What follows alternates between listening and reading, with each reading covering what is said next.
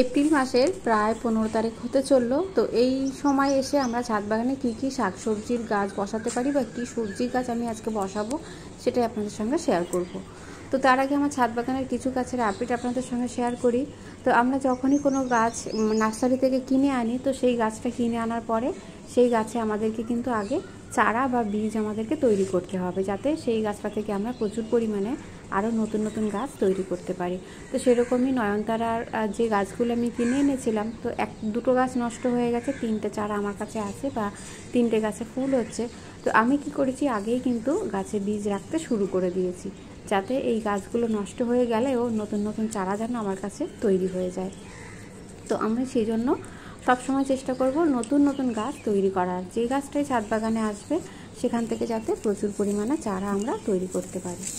তো তবেই আমাদের কাছে কিন্তু সারা বছর বা আর কিন্তু আমাদেরকে সেই গাছগুলো কিনতে হবে না। তো সেরকমই আমি ওই জন্য নয়নতারার গাছ কিন্তু বীজগুলো ছড়িয়ে ছড়িয়ে, যেটা যে রঙের গাছ ছিল তার মধ্যেই কিন্তু বীজগুলো ছড়িয়ে দিচ্ছি। এখানে আবার দেখুন লিলি ফুল আবার ফুটেছে একটা। আর এইখানে তো আমাকে যে ধনের বীজগুলো বসিয়েছিলাম সে তো আমায় রীতিমতো ধোকা দিয়ে দিল, কারণ কোনোটার মধ্যেই কিন্তু ধনের চারা বেরোয়নি।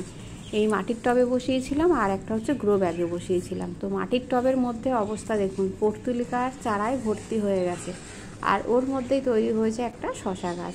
তো এবছর আমি ছাদ বাগানে অনেক বেশি শশা গাছ তৈরি করেছি, কারণ যতবারই শশা গাছ তৈরি করছি তো গাছটা কিছুটা বড় হওয়ার পরেই শশা গাছটা কিন্তু নষ্ট হয়ে যাচ্ছে। বিভিন্ন কারণে অনেক সময় নষ্ট হয়ে যায়, কারণ শশা গাছ কিন্তু প্রচণ্ড সেন্সিটিভ, একটু জল বেশি হয়ে গেলেই কিন্তু চারা নষ্ট হয়ে যায়। তো ওই জন্য এবারে আমি যেটা করেছি, অনেক জায়গায় কিন্তু বীজ আমি ছড়িয়েছি। তো বেশিরভাগ জায়গাতেই কিন্তু শশা গাছ তৈরি হয়ে গেছে। তো এক জায়গায় যদি শশা গাছ নষ্ট হয়ে যায় তো অন্য জায়গায় নিশ্চয়ই থাকবে। তো সেই জন্য আমরা যখনই বীজ বসাবো একটু বেশি মাত্রায় বসাবো, যাতে বেশিরভাগটা নষ্ট হয়ে গেলেও একটা দুটো গাছ যেন থাকে। এখানেও দেখুন রয়েছে শশা গাছ। তো বিভিন্ন রকম শাকসবজির বীজ আমরা যখন বসাই আমাদেরকে কিন্তু ধাপে ধাপে বসাতে হবে।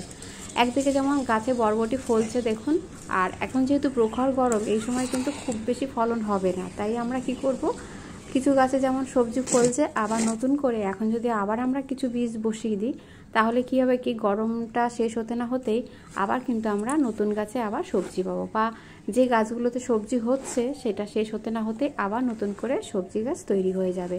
তো সেই জন্য অন্তত 15-20 দিন ছাড়া ছাড়া যদি আমরা বারবার বীজ রিপিট করতে থাকি, মানে যে গাছটা তৈরি হয়ে গেল, যেমন লাউ গাছ তৈরি হয়ে গেছে সেটা আমি রিপোর্টও করে দিয়েছি, আবার বেশ কিছু দেখুন সবজির বীজ আমি কিন্তু বসিয়েছি। তার মধ্যে আছে হচ্ছে সবার আগে আছে ধনের বীজ, লাউ আছে, বরবটি আছে, ঝিঙে আছে, উচ্ছে আছে, তরমুজ আছে। এগুলো সবটাই কিন্তু আমি বীজ ভিজিয়ে দিয়েছি আগের দিন রাতে, কারণ ধনের বীজটা থেকে যেহেতু চারা বেরোয়নি সেই জন্য আমি কি করেছি, ধনের বীজটা একদিন আগে ভিজিয়ে দিয়েছি। তো দেখা যাক, চেষ্টা করেই যাব এবছর গরমে যাতে ছাদ বাগানে ধনে গাছ তৈরি করতে পারি। যতক্ষণ আমার কাছে বীজ আছে আমি কিন্তু লাগাতার চেষ্টা করে যাব যাতে নতুন করে ধনে গাছ তৈরি করতে পারি।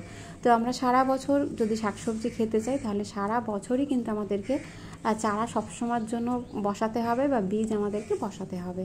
তো আজকেও সেরকমই দেখুন ছোট্ট ছোট্ট গ্লাসে কোকোপিট দিয়ে মাটি তৈরি করেছি, সাথে সামান্য ভার্মি কম্পোস্ট দিয়েছি, দিয়ে মাটি তৈরি করে এবার বীজগুলো দিয়ে ওপর থেকে মাটি দিয়ে ঢাকা দিয়ে রেখে দেবো ছাওয়াদার জায়গায়।